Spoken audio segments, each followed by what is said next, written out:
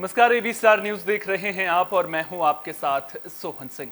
वक्त हो चला उत्तराखंड की खबरों के खास बुलेटिन हमारी देवभूमि का, जिसमें सबसे पहले बात करेंगे सीएम पुष्कर सिंह धामी के निराले अंदाज की।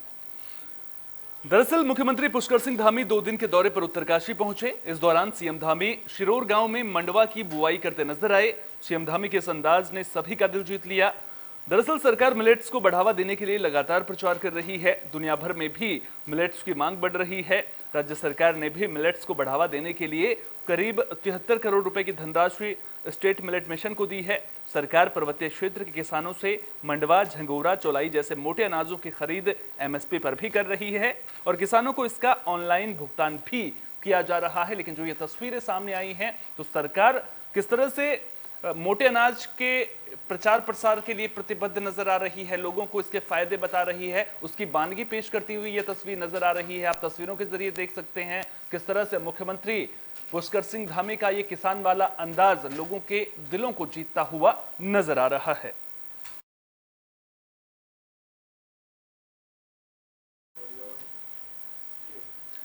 यूकेपीएससी के अध्यक्ष राकेश कुमार के इस्तीफे को लेकर खूब सियासत देखने को मिल रही है। बेरोजगार संघ के अध्यक्ष बॉबी पवार के आरोपों के बाद कांग्रेस ने भी डॉक्टर राकेश कुमार के इस्तीफे पर सवाल उठाया है। कांग्रेस की प्रवक्ता गरिमा मेहरा दसोनी ने सरकार पर आरोप लगाते हुए कहा कि डॉक्टर राकेश कुमार का इस्तीफा इस बात का प्रमाण है कि लोक सेवा आयोग की भर्ती परीक्षाओं में धांधली बड़े पैमाने पर की जा रही है।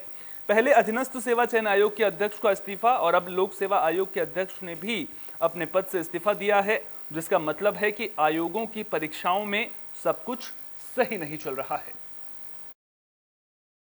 देखिए, भाजपा के नेताओं के साथ किसी की पटरी बैठ ही नहीं सकती, क्योंकि कहते तो ना खाऊंगा ना खाने दूंगा हुए, लेकिन आपने देखा कि तमाम प्रदेशों से खबरें आती हैं कि करोड़ों धनराशि इनके नेताओं के घर से निकलती हैं। उसी तरह से जो इनका वर्किंग पैटर्न है, जो इनकी कार्य प्रणाली है, जो इनकी शैली है कार्य करने की भाजपा के लोगों की, उसके साथ सब लोग पटरी बैठा पाएं ये ज़रूरी नहीं है, क्योंकि कहीं ना कहीं उनकी जो हिटलर शाही, उनकी जो तानाशाही है, उसको नहीं झेल पाए होंगे लोक सेवा आयोग के अध्यक्ष, और पर्सनल रीजंस का बहाना देख उन्होंने पद छोड़ दिया। आरबीआई के गवर्नर ने भी तो छोड़ा था। देखिए, भाजपा के नेता सरकार के 9 साल पूरे होने पर देश भर में कार्यक्रमों का आयोजन किया जा रहा है। इसी कड़ी में काशीपुर में ओबीसी समाज के जनप्रतिनिधि सम्मेलन का आयोजन किया गया, जिसमें केंद्रीय मंत्री अजय भट्ट और बीजेपी ओबीसी मोर्चा के प्रदेश उपाध्यक्ष उपेंद्र चौधरी ने शिरकत की। इस दौरान अजय भट्ट मोदी सरकार की उपलब्धियां गिनवाते हुए नजर आए। उन्होंने कहा कि ओबीसी वर्ग के लिए मोदी सरकार लगातार काम कर रही है। मोदी सरकार ने ओबीसी आयोग का भी गठन किया और ओबीसी वर्ग को तमाम सुविधाएं उपलब्ध कराई और ओबीसी वर्ग की लंबे वक्त से लंबित मांगों को पूरा करने का भी काम किया है। आप पूरे देश में देख रहे हैं, महासंपर्क जन अभियान चल रहा है हमारा। इस समय हम हर एक से संपर्क कर रहे हैं। आज हमारा यहाँ पर ओबीसी मोर्चे के लोगों से, ओबीसी के लोगों से, जितने भी लोग हैं उनसे संपर्क कर रहे हैं, क्योंकि वोट लेते समय तो लोग बाग तरह तरह के उलाहने देते हैं, कहते हैं हम ये कर देंगे, ये कर देंगे, ये कर देंगे। लेकिन पहली बार ऐसा हुआ जब मोदी जी आए तो हमको जो ओबीसी आयोग हुआ।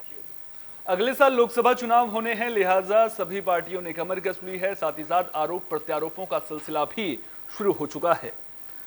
आगामी चुनाव को लेकर कांग्रेस पार्टी ने भी कमर कस ली है। द्वाराहाट ब्लॉक के चौखुटिया में भी कांग्रेस जिलाध्यक्ष ने कार्यकर्ताओं को संबोधित किया। आगामी पंचायत कोऑपरेटिव और लोकसभा चुनाव के लिए एकजुट होने की अपील की। उन्होंने कहा कि कार्यकर्ताओं को जिम्मेदारी जो प्रदेश नेतृत्व ने दी है, उसका कार्यकर्ता पूरी ईमानदारी के साथ पालन करें। इस दौरान कांग्रेस कार्यकर्ताओं ने पूर्व मुख्यमंत्री त्रिवेंद्र सिंह रावत के बयान पर ऐतराज जताया। बता दें कि त्रिवेंद्र सिंह रावत ने गोडसे को देशभक्त कहा था, जिसके खिलाफ कांग्रेस कार्यकर्ताओं ने त्रिवेंद्र सिंह रावत का पुतला भी फूंका और बीजेपी से त्रिवेंद्र सिंह रावत पर कार्रवाई करने की भी मांग की है। तो सियासत भी खूब देखने को मिल रही है। आरोप प्रत्यारोप का सिलसिला लगातार चल रहा है और अब आक्रोश भी सड़कों पर नजर आ रहा है। कांग्रेस पार्टी लगातार सरकार की नीतियों को लेकर के सवाल खड़े कर रही है। अब देखना दिलचस्प होगा कि जिस तरह से कांग्रेस पार्टी उत्तराखंड में बीजेपी सरकार को घेरने की कोशिश कर रही है, अब बीजेपी के तरकश में इससे निपटने के लिए कौन से तीर मौजूद हैं।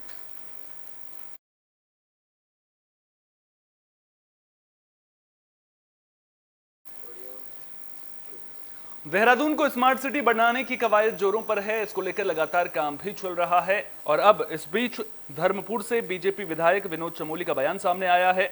उन्होंने कहा कि सरकार ने देहरादून को स्मार्ट सिटी बनाने का नीतिगत फैसला लिया था, लेकिन इसका जिम्मा संभाल रहे ब्यूरोक्रेट्स की लापरवाही की वजह से जनता को खामियाजा भुगतना पड़ रहा है। उन्होंने आगे कहा कि जब से राज्य सरकार ने प्राइवेट ठेकेदारों से काम छीनकर सरकारी एजेंसियों को दिया है, तब से लेकर अब तक कामों में तेजी आई है। बरसात के मौसम में लोगों को दिक्कतें जरूर होंगी, लेकिन आने वाले भविष्य में चीजें जरूर सुधरेंगी। देखिए, स्मार्ट सिटी मेरा पहले से कहना रहा है, नीतिगत निर्णय सरकारों ने लिया, केंद्र सरकार ने लिया, प्रदेश सरकार ने लिया, पैसा भी उपलब्ध करा दिया। अब उस चीज़ों को जो प्रोजेक्ट थे उनको एग्जीक्यूट करने का काम था। स्मार्ट सिटी जो हमारा एसपीवी बना हुआ है उसको देखना था, उसके साथ साथ जो उसके साथ टेक्नोक्रेट्स हैं जिनको ये काम धरातल पर उतारना होता है उनको देखना था। तो कहीं ना कहीं ब्यूरोक्रेट्स और टेक्नोक्रेट्स के लेवल पे जो लापरवाहियाँ हुई हैं उसका खामियाजा जनता भुगत रही है। तो अभी कुछ समय पहले सरकार ने सारा काम। हरिद्वार में भारतीय किसान यूनियन के अम्बावत गुट का राष्ट्रीय सम्मेलन शुरू हो चुका है। आपको बता दें कि अलकनंदा घाट पर आयोजित यह सम्मेलन 3 दिनों तक चलेगा, जिसमें शामिल होने के लिए कई राज्यों से किसान हरिद्वार पहुंचे हैं। इस सम्मेलन में किसानों से जुड़े मुद्दों पर चर्चा की जाएगी। वहीं पहलवानों के मुद्दे पर भी किसान सम्मेलन में बात होगी। यूनियन के अध्यक्ष ऋषिपाल सिंह अम्बावत ने कहा कि खाप पंचायतें पहलवानों को न्याय दिलाने के लिए लगातार कोशिशें कर रही हैं, लेकिन खाप पंचायतों में कुछ सरकारी एजेंट घुस आए हैं, जिसके चलते सही फैसला नहीं हो पा रहा है।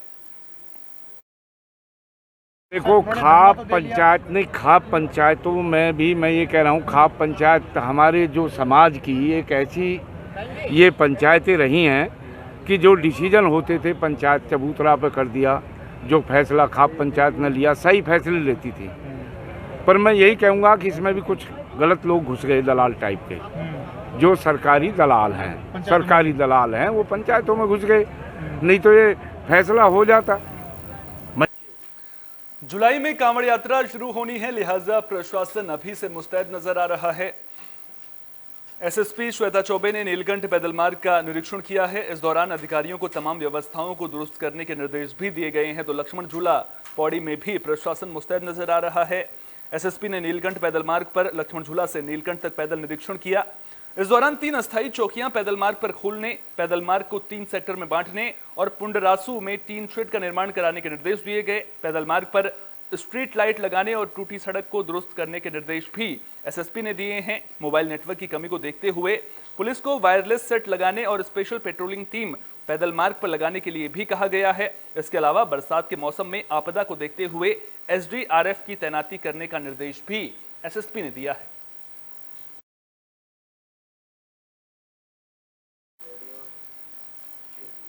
मैदानी इलाकों में चिलचिलाती धूप लोगों को परेशान कर रही है, लिहाजा गर्मी के सितम से बचने के लिए लोग उत्तराखंड का रुख करने लगे हैं। मसूरी में भी बड़ी संख्या में पर्यटक पहुंच रहे हैं। वीकेंड पर लोग बड़ी संख्या में मसूरी पहुंचते हैं। आलम यह है कि मसूरी के 80% होटल, गेस्ट हाउस और होम स्टे ऑनलाइन बुक हो चुके हैं। पर्यटकों की बढ़ती संख्या की वजह से अक्सर मसूरी में जाम की स्थिति पैदा हो जाती है, जिससे निपटने के लिए ट्रैफिक प्लान भी तैयार किया गया है, जिसके तहत मसूरी देहरादून रोड के कुठाल चेक पॉइंट पर पुलिस चेकिंग कर रही है। साथ ही यात्रियों की गाड़ियों को डाइवर्ट कर विकासनगर के रास्ते भेजा जा रहा है। मसूरी रोड पर प्रतिबंधित समय में वाहनों की आवाजाही बंद रहेगी। साथ ही गज्जी बैंड से ट्रैफिक को डाइवर्ट भी कर दिया गया है। तो आप तस्वीरों के जरिए देख सकते हैं किस तरह से सड़कें जाम से पटी नजर आ रही हैं। जो गाड़ियां हैं वो रेंग रेंग कर चलती हुई नजर आ रही हैं। हालांकि अब प्रशासन इस दिशा में मुस्तैद होता हुआ नजर आ रहा है। ट्रैफिक प्लान भी तैयार कर लिया गया है ताकि जो लोग बड़ी संख्या में वीकेंड्स पर मसूरी पहुंचते हैं उन्हें दिक्कतों का सामना ना करना पड़े, जाम के झंझट में उन लोगों को ना फंसना पड़े। मसूरी को लेके स्पेशली अब जब वीकेंड से स्कूलों में छुट्टी है तो भीड़ भाड़ की समस्या तो है। और जो आज हमने डाइवर्जेंस चलाए, गूगल के माध्यम से भी इंटीग्रेट किया है, फिजिकली ड्यूटी लगा के भी जाए, वो सक्सेसफुल रहे। जैसे अब देखा जाए तो 5:30 बजे के आसपास मेरी अपनी गाड़ी भी लाइब्रेरी चौक पर डायरेक्टली पहुंच गई। तो ये कहीं ना कहीं एक अचीवमेंट है डाइवर्जन प्लान का, और ये भविष्य में भी इस तरीके की प्लानिंग कंटिन्यू रहेगी। मसूरी को हमने एक्सक्लूसिवली पर्यटन के लिए रखा हुआ है। पिछले पूरे हफ्ते में हमने कुठाल गेट से जितने भी बसेस और ट्रैवलर्स हैं जो बुलेटिन के आखिर में बात मौसम की भी कर लेते हैं। दरअसल उत्तराखंड में मौसम का बदला बदला मिजाज देखने को मिल रहा है। मौसम विभाग की भविष्यवाणी भी सटीक साबित हो रही है। दरअसल मौसम विभाग ने 14 जून तक गरज चमक के साथ बारिश, आंधी, तूफान और ओलावृष्टि का येलो और ऑरेंज अलर्ट जारी किया है और लोगों से एहतियात बरतने की भी सलाह दी है। मौसम विभाग केंद्र के निदेशक विक्रम सिंह का कहना है कि राज्य के विभिन्न इलाकों में हल्की से मध्यम बरसात देखने को मिल सकती है। और 11, 12, 13 में अगर 3 दिन 4 दिन बात करेगा 14 तक भी जो है तो जो रेन थंडरस्टॉर्म एक्टिविटी करीब करीब कुछ जगहों में जो है 11, 12, 13 में वो रहने वाली है। 14, 15 में हो सकता है अनेक जगहों तक भी वो एक्टिविटी मिलेगी।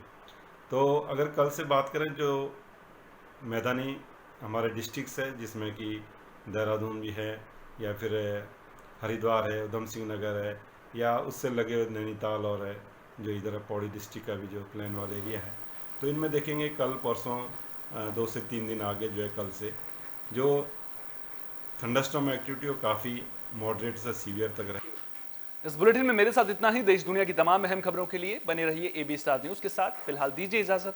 नमस्कार।